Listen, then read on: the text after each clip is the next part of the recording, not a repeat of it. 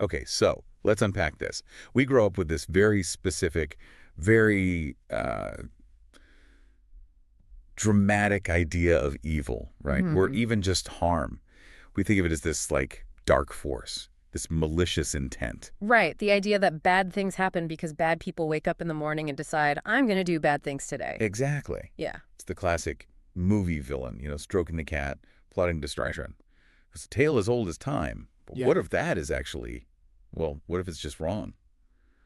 Or at least missing the point? It's a massive assumption we make. We just assume intent. We assume the person causing harm is fully present and actively choosing that darkness. Yes. And that's what hooked me in the material we're looking at today. It suggests something completely counterintuitive, almost radical. What if the root of most harm isn't malice at all? Mm. What if it's a survival strategy that's just gone wrong? It is a provocative idea. Instead of looking for a bad seed, the sources today ask us to look at a mechanism, a specific mechanism called self-abandonment. Self-abandonment. It sounds, I don't know, kind of tragic, doesn't it? It is. But the source material we have today argues this isn't just a personal tragedy.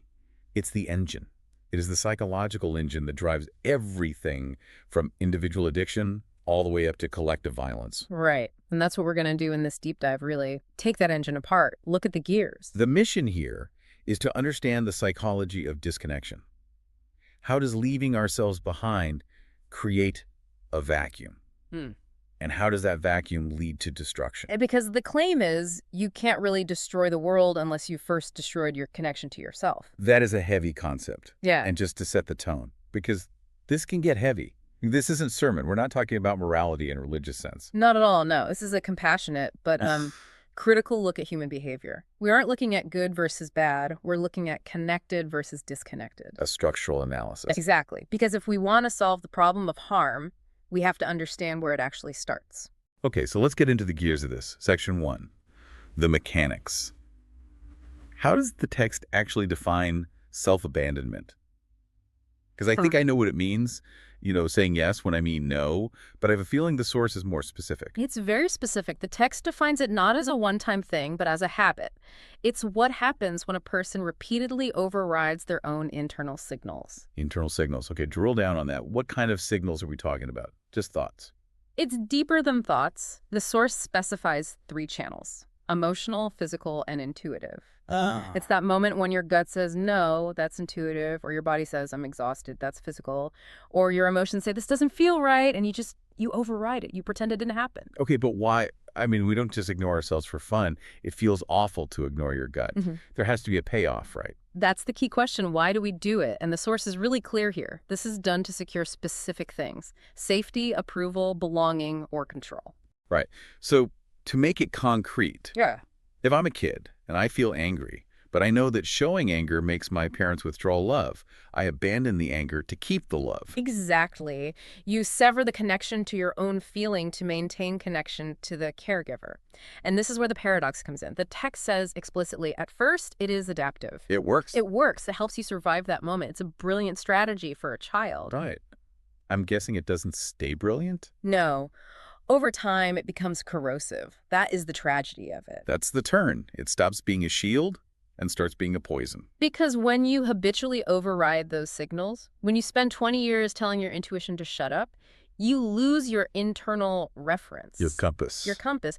Imagine trying to navigate a ship, but you've smashed the compass because you didn't like where it was pointing. You're just lost at sea. And without that compass, that internal reference, Yeah. how do you make decisions? You stop being responsive. You become reactive. And the source identifies this shift from responsive to reactive as the specific moment harm begins. You're not acting from a place of a centered self anymore. No, you're just reacting to external pressures, to fears, to demands. You become a leaf in the wind. That's kind of scary. Because it implies a hollowness. If I'm not responding for me, then who is driving the bus? Fear is driving the bus, or the need for validation is driving the bus. And that brings us right to the next big concept the source lays out: the internal vacuum. Yes. This is crucial. Because you can't just delete parts of yourself and expect nothing to happen. It's like psychological physics, right? Exactly. Nature abhors a vacuum. Self-abandonment creates a hole, a void. And that empty space inside the self is, well, it's intolerable. It feels like death to the psyche, so it desperately tries to fill that hole. And this is where the list gets really interesting and honestly a little frightening. The source lists the ways we try to fill that hole. And it's not just, eating too much sugar. Not at all. The text lists the usual suspects, like addiction and obsession. But in the exact same list, it includes control, power, violence, cruelty, and even ideology and superiority. Wait, hold on. Let's pause on that. We usually put addiction and ideology in two completely different buckets. One's a health issue, the other's political. But the source puts them in the same bucket. And that's the profound insight here. They're both attempts to regulate an uninhabited self. If I feel empty and unstable because I've abandoned myself, I might try to stabilize by drinking. That's a chemical regulator. Or I might try to stabilize by clinging to an ideology that tells me I'm right and everyone else is wrong. That's an intellectual regulator. They both serve the same function. They fill the vacuum. Yes. So the guy who needs to dominate every conversation, the person who has to control exactly how the dishwasher is loaded, and the person struggling with pills. Structurally, they're all doing the same thing. According to this text, yes, they are compensating. The source says, and this is a direct quote, "These are not moral failures. They are attempts to regulate an uninhabited self." That reframes evil completely. It's not that these people are demons. It's that they're desperate. They're just trying to find a floor to stand on. Correct. And here's the why that really drives it home. The text notes that people who are connected to themselves, who are inhabited, to use the source's language, they don't need to dominate others. They don't need to lie or coerce or dehumanize to feel stable. Because they already have their own stability inside. They have their own center of gravity. Precisely.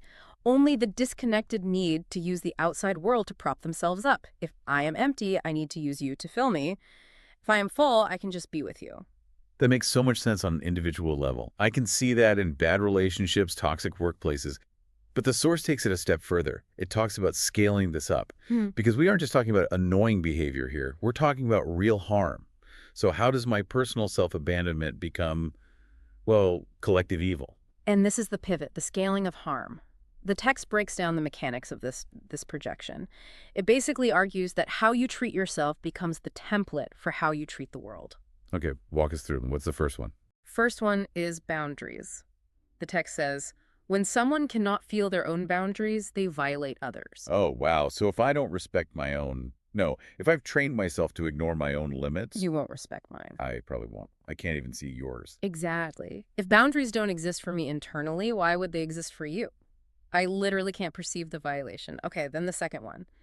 When someone cannot hear their own needs, they exploit external resources. Consumption, greed, the bottomless pit. Right. If I can't hear what I actually need, which might be rest or connection, I just grab, I consume. And maybe the most chilling one is the third.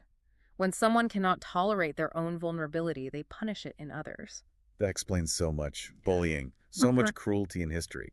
If I hate the part of me that is weak or scared, and then I see you being weak or scared, I have to crush it. Because seeing it in you reminds me of the part of myself I've abandoned. I can't look at it, so I have to destroy it in you to keep my own repression intact. So this brings us to the source's definition of evil. It isn't badness. It's what then? It's disconnection. Specifically, disconnection from three things: sensation, empathy, and consequence. Disconnection from consequence. That's huge. That's acting without feeling the weight of what you did. It's the numbness. The text says people who abandon themselves stop experiencing their own humanity fully. Once humanity is muted internally, it becomes easier to mute it externally. If I'm not a real person to myself, you certainly aren't a real person to me. Yeah. You're just an object, an obstacle. Or a resource. It derealizes the world.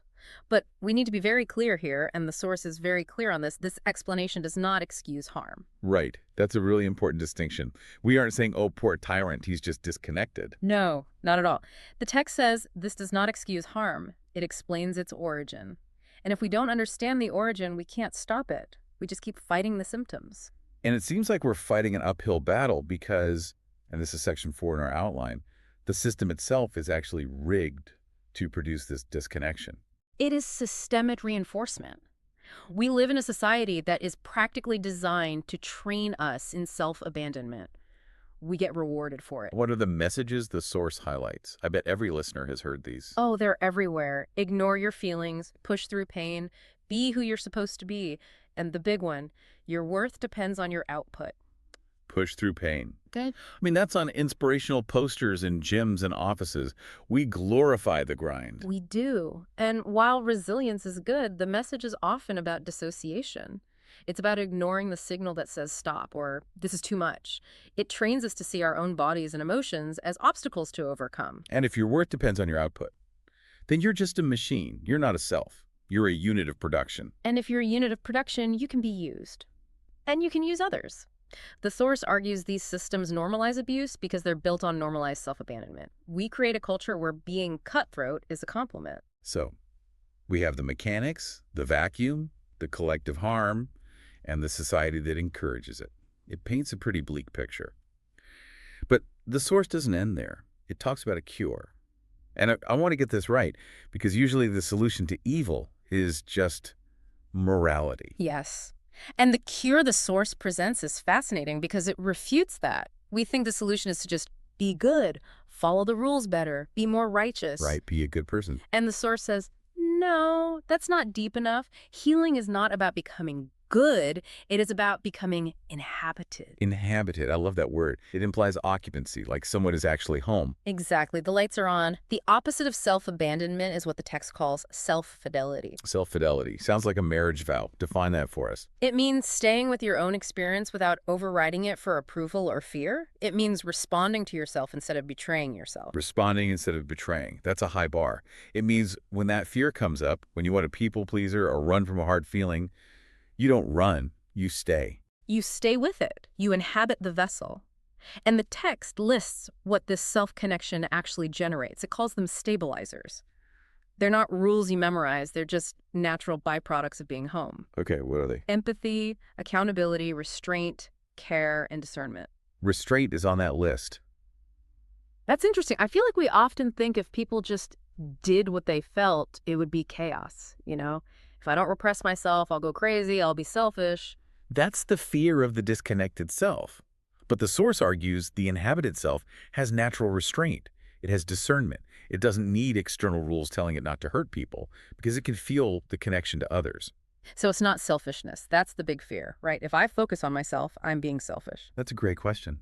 And the source says the opposite of self-abandonment is not selfishness. It is self-fidelity. Selfishness is actually a symptom of the vacuum.